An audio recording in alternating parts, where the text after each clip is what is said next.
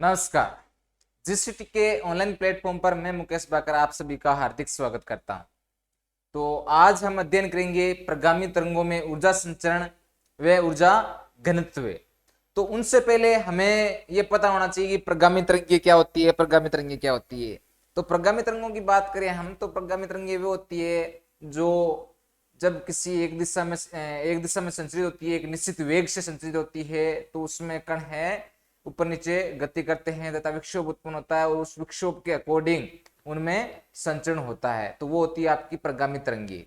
अब है जो ऊर्जा संचरण की बात करें, तो ऊर्जा संचरण है, इसमें क्या है कि एक जो तरंग है उसके कण है वो कंपन करेंगे ऊपर नीचे, अपनी माध्य स्थिति के ऊपर नीचे कंपन करेंगे। तो ये जो कुल ऊर्जा है वो उस कण की गतिज ऊर्जा व स्थितिज ऊर्जा के योग के बराबर होती है।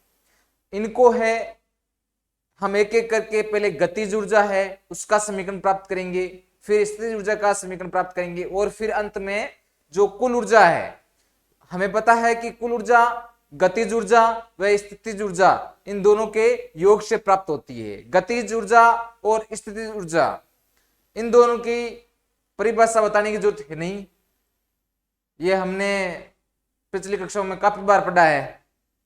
तो आते हैं अपने टॉपिक पे।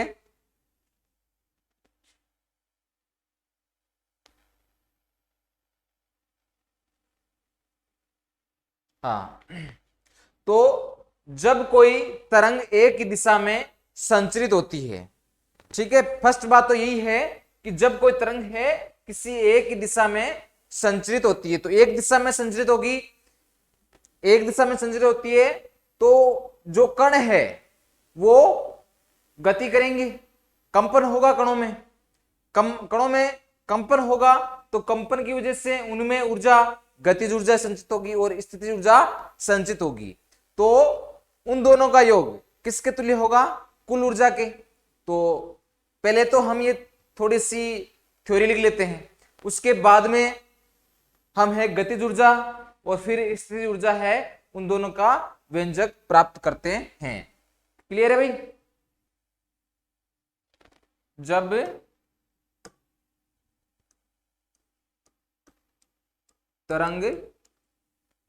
तरंग एक दिशा में संचरित होती है, फर्स्ट बात तो यही है, यानी जो तरंग संचरण की दिशा है वो एक ही दिशा होनी चाहिए।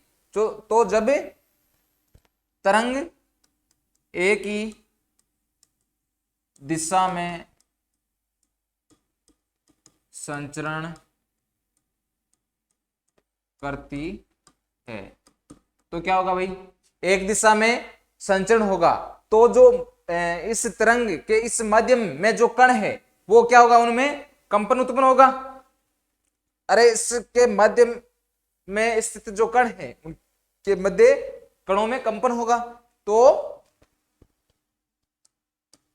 माध्यम के कणों में कंपन होता है। कंपन होगा तो कंपन से क्या उत्पन्न होगी? स्थितिज ऊर्जा और गतिज ऊर्जा, यही उत्पन्न होगी ना। तो इसमें क्या लिखेंगे हम कि माध्यम की कणों की जो ऊर्जा है कि इस माध्यम के कणों की ऊर्जा गतिज ऊर्जा व स्थितिज ऊर्जा के योग के तुल्य होती है। ये बात होगी अपने तरंग संचरण की। अब उसके बाद में हम बात करें, पहले तो हम कोई एक इक्वेशन ले जिसके अकॉर्डिंग हमें गतिज ऊर्जा, स्थितिज ऊर्जा और कुल ऊर्जा है वो प्राप्त करनी है। तो उसके लिए मैं माध्यम की समीकरण लूंगा, विस्थापन समीकरण y बराबर a sin w x minus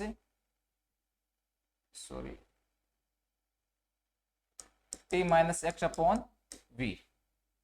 तो यहां से ये हो जाएगा आपके, सबसे पहले हम वेग याद करेंगे, कण का वेग तो कण का वेग क्या हो जाएगा, del Y upon del T.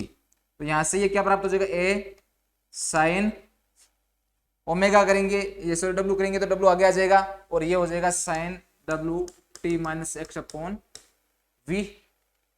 Clear है भाई इतना। फिर दूसरी बार जब इसका करेंगे तो यहां से हमें प्राप्त होगा त्वरण। त्वरण है, हमें पता है कि कोई भी y बराबर इक्वेशन दी गई है तो उसका डबल बार इंटीग्रल करने पर हमारे पास में त्वरण प्राप्त होता है। तो यहां से त्वरण कितना हो जाएगा, del square Y upon del T square equal to कितना हो जाएगा, ये यहाँ पे कोस रहा है ना, इसका अवकलन करेंगे तो यहाँ पे रहेगा कोस, साइन का कोस नहीं होता क्या। तो अब की बार करेंगे तो ये कितना हो जाएगा, माइनस का ए और ये हो जाएगा W square sine W T minus X upon V.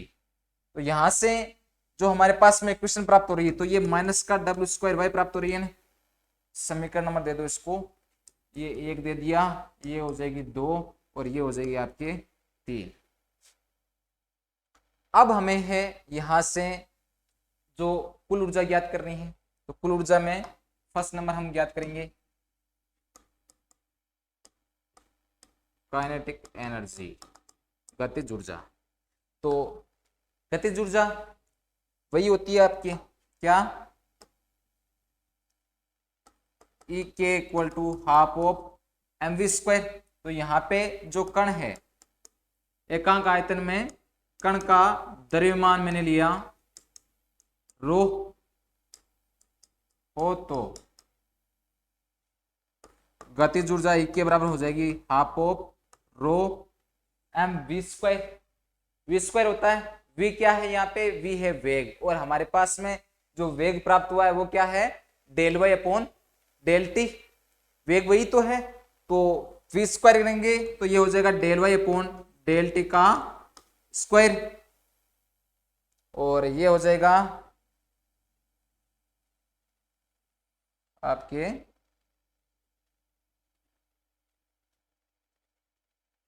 ये हो जाएगा आपके del Y upon del T का स्क्वायर। तो यहां से half rho del Y upon del T, इसका मान क्या है, ये वाला, यही तो है, क्या है भाई, A W cos W T minus X upon V का स्क्वायर, यही है ना। तो इसमें 1/2 ये रो आ जाएगा, और ये हो जाएगा आपके कितना, पूरे का स्क्वायर है ना। तो A square W square cos square W T minus X upon V. Clear है भाई इतना। तो अब है ये हमारे पास प्राप्त हुआ है गतिज ऊर्जा, गतिज ऊर्जा का व्यंजक प्राप्त हुआ है यहां से। अब हमें ये ईके है एनर्जी ऑफ काइनेटिक एनर्जी।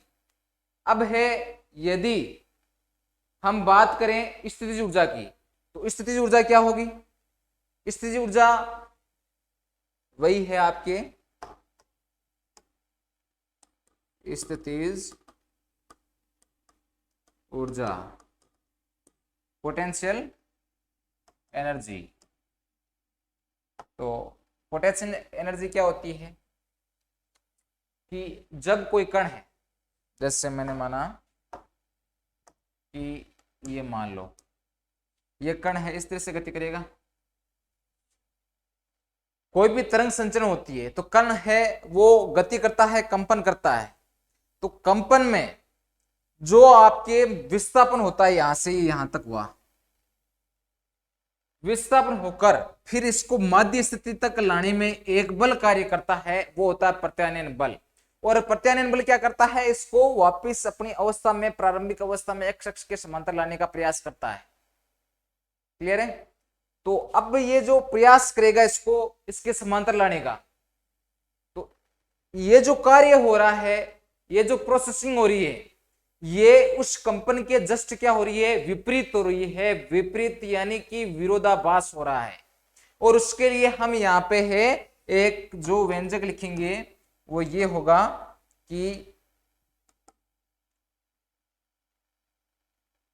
जैसे मैंने लिखा कि ये आप लिखना चाहो ना कि भाई कंपित कण है, उसमें जब विस्थापन होता है तो उसके विरुद्ध एक प्रत्यानयन बल कार्य करता है और वह उसको अपनी माध्य स्थिति में लाने का प्रयास करता है।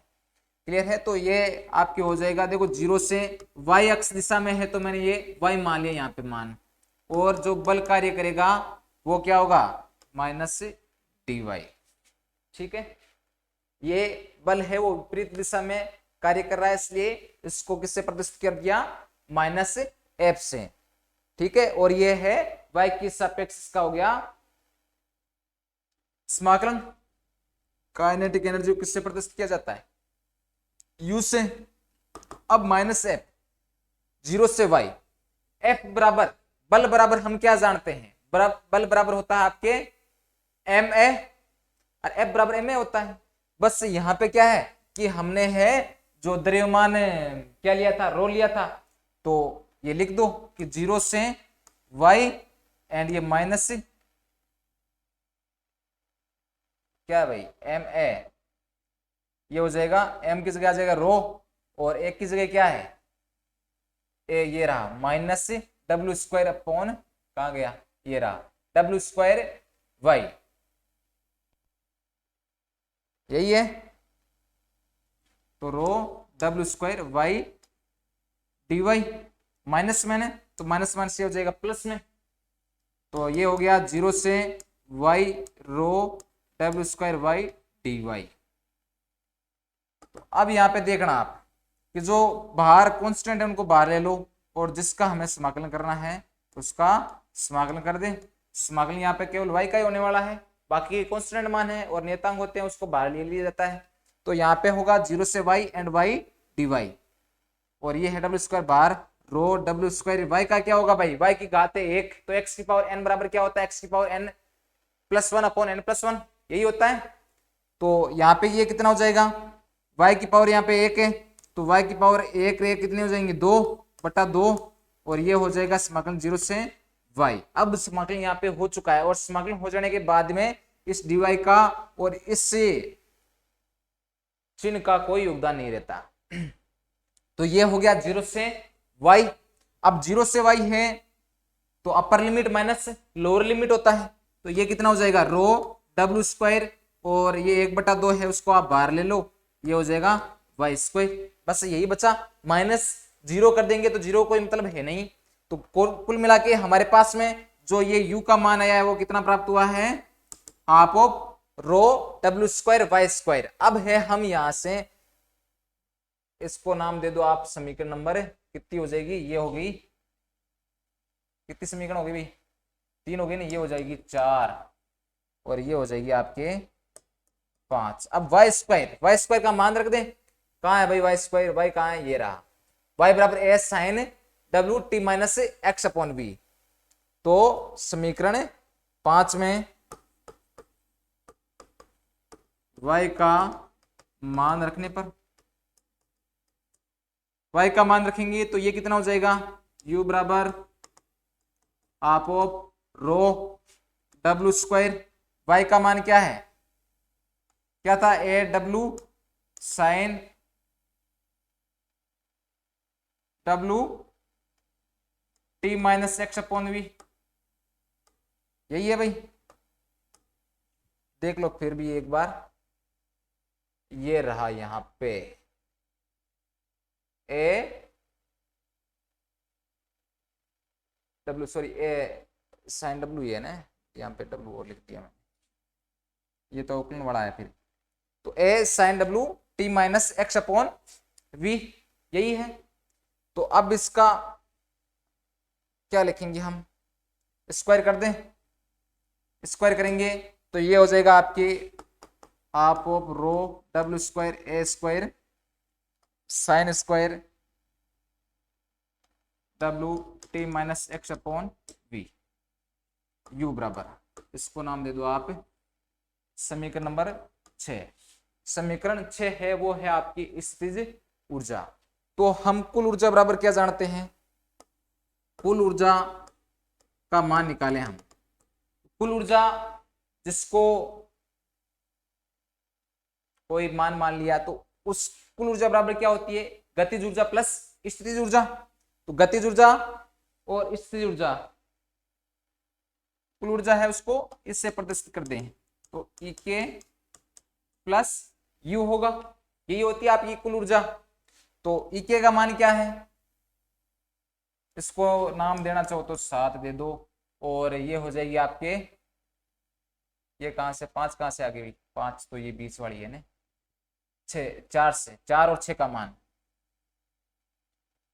समीकरण नंबर 4 व 6 का मान 7 में रखने पर क्या आया था भाई, पीके का मान कहाँ है,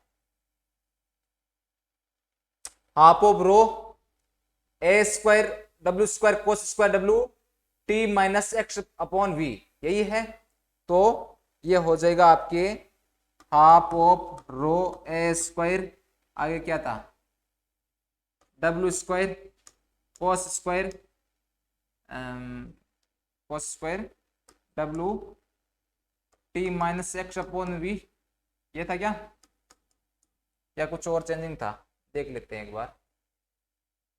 ये रहा आपके half of rho A square W square cos square W T minus X upon V, यही है, प्लस प्लस कर देंगे ये वाला मान, तो ये क्या है half of rho W square A square sine square W T minus X upon V. तो इनमें से जो भी कॉमन आ रहे हैं उनको कॉमन ले लो, तो कॉमन लेंगे तो ये हो जाएगा आपकी 1/2 रो ए स्क्वायर डब्ल्यू स्क्वायर, बस, या फिर और भी कुछ आ रहा है, इतना आ रहा है। तो ये होगी आपकी कुल ऊर्जा। या फिर अब आप ये पूछोगे कि सर ये बाकी कहाँ गई, तो बाकी का मान कितना हो जाएगा 1, ये मात्रक हो जाएगा ये जूल पर मीटर क्यूब। हाँ, तो ये जो मान है रो ए स्क्वायर डब्ल्यू स्क्वायर इतना ही कैसे बचा, तो इसकी बात करें हम तो हम जानते हैं कि ये जो बाकी का मान बच रहा है sine square x plus cos square x बन रहा है, और उसका मान कितना होता है 1 होता है। तो यहाँ पे 1 ने लिखे, मैंने सीधा लिख दिया half of rho A square W square joule per metre cube. ये हमारे पास में कुल एनर्जी प्राप्त हो चुकी है। अब कुल एनर्जी प्राप्त होने के बाद में यहाँ पे हम है, यदि इसकी अपने एक आपने सुना होगा एकांक क्षेत्रफल में अभिलंबवत जो प्रति सेकंड ऊर्जा संचित होती है, एकांक क्षेत्रफल में जो आपके एनर्जी जो कण की है एनर्जी ऊर्जा अभिलंबवत प्रति सेकंड संचित होने वाली जो तरंग की कुल ऊर्जा है, उस कुल ऊर्जा को P से निरूपित किया जाता है, और वो P बराबर होता है EV। तो अब यहाँ पे है E का मान, यदि आप रखना चाहो तो ये E का मान है, और इसको मैं क्या लिख सकता हूं half of rho A square W square dot V. Voltage यहाँ पे गुणा में आ जाएगा, जिसको वी भी हम लिख सकते हैं, वी आ जाएगा गुणा में, तो ये हो गया rho A square W square dot V. ये है ऊर्जा अभिवाह। और तरंग की तीव्रता की बात करें हम तो तरंग की तीव्रता भी यही होने वाली है, क्योंकि इसको आई से प्रदर्शित किया जाता है, और आई बराबर ये हमारे पास में प्राप्त हो जाएगा rho A square W square dot V. ये देखना आप, तो जो तीव्रता होती है तरंग की तीव्रता से भी प्रदर्शित करते हैं, तो तरंग की तीव्रता क्या हो जाएगी आई बराबर half of rho A square W square dot B. इसके अकॉर्डिंग हम क्या बताएंगे कि कोई भी तरंग है उसकी तीव्रता उसके आयाम के वर्ग के समानुपाती तथा उसके त्वरण के वर्ग के समानुपाती तथा द्रव्यमान के समानुपाती होती है, यही कहेंगे हम। तो इस तरह से है ये जो व्यंजक है वो हमें प्राप्त हो गया है, और आपको भी एक बार है घर पे इसको मिलाना है, आराम से समझना है, बिल्कुल इजी है। ठीक है, तो आज के लिए इतना ही काफी है। धन्यवाद।